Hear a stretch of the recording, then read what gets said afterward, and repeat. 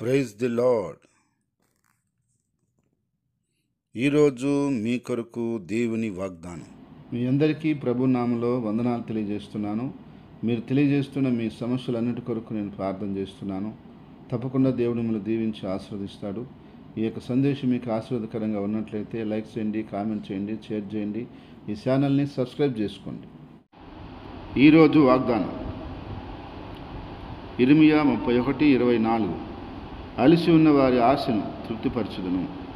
మీ సహోదరి సహోదరులారా, దేవుడు ఈరోజు అద్భుతమైనటువంటి వాగ్దానాన్ని మన కొరకు అనుగ్రహిస్తున్నాడు. అదేమిటంటే అలిసి ఉన్న వారి ఆశను తృప్తిపరచుదును అంటున్నాడు. ఈరోజు మానవుడు అనేక విషయాల మీద ప్రయాసపడుతూ పరిగెత్తుతూ అలసిపోయి ఉన్నాడు. కానీ అలాంటి వ్యక్తిని తృప్తిపరిచేవారు ఎవరున్నారు అంటే మన ప్రభువైన యేసుక్రీస్తు మాత్రమే ఉన్నాడు. కాబట్టి సహోదరుడా, సహోదరి, ఈరోజు నువ్వు ఏ పనుల నిమిత్తము, ఏ కార్యాల నిమిత్తము, ఏ విషయాల నిమిత్తము నువ్వు ప్రయాసపడి పరిగెత్తి నువ్వు కష్టపడి అలసిపోయి ఉన్నావు. అయినప్పటికీ నీ జీవితంలో నీ ఆశ తీరలేదు, ఇంతవరకు నువ్వు తృప్తి పడలేదు. కానీ ప్రభు ఈరోజు మనతో సెలవిస్తూ ఉన్నాడు. నువ్వు ఏ విషయాల కొరకైతే పరిగెత్తావో, ఏ విషయాల కొరకైతే కష్టపడ్డావో, ఏ పనుల నిమిత్తమైతే నువ్వు ప్రయాసపడ్డావో, అయినా నీ వల్ల కాలేదు, నీ ఆశ తీరలేదు. కానీ ప్రభు ఆ పనులను నెరవేర్చి, ఆ కార్యాలను జరిగించి, ఆ మేలు నీకు అనుగ్రహించి, ఆ సహాయం నీకు దయచేసి, ఆ బెనిఫిట్స్ అని నీకు ఇచ్చి, ఆ యొక్క కార్యాలన్నీ నీ పట్ల జరిగించి నిన్ను ఆయన తృప్తిపరచబోతున్నాడు, నిన్ను ఆయన బలపరచబోతున్నాడు. ఈరోజు అనేక మంది జీవితాల్లో అలసిపోయిన వారి ప్రాణాలని బలపరిచిన దేవుడు యేసుక్రీస్తు ప్రభు. కోకొలలుగా దేవుని ఎదుటికి వచ్చి సాక్ష్యం ఇస్తున్నారు అంటే దేవుడు కార్యాలు చేశాడు కాబట్టి. నా ప్రియ దేవుని బిడ్డలారా, మనమందరం కూడా ఆలోచించాలి. మన పట్ల కూడా దేవుడు కార్యాలు చేస్తాడు. చేయకుండా పోయే దేవుడు కాదు.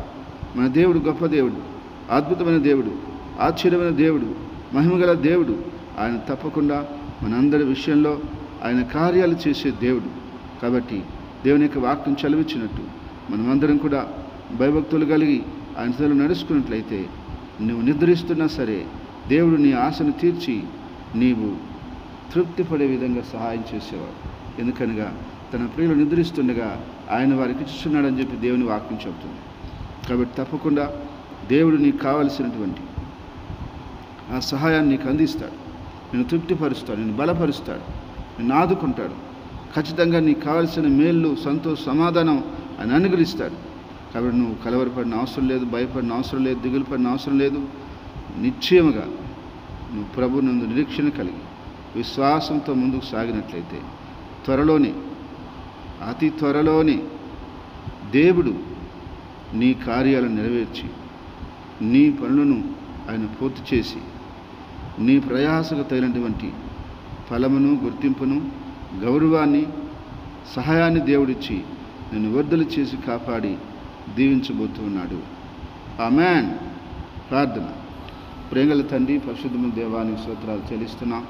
ఇంతవరకు నీ కృపను బట్టి, సహాయాన్ని బట్టి మమ్మల్ందరినీ కూడా కాపాడి భద్రపరిచి తోడు నీడ ఉంచి అన్ని విధాలుగా నువ్వు సహాయం చేసినందుకు నీ కృతజ్ఞతలు చెల్లిస్తున్నాం ప్రభా.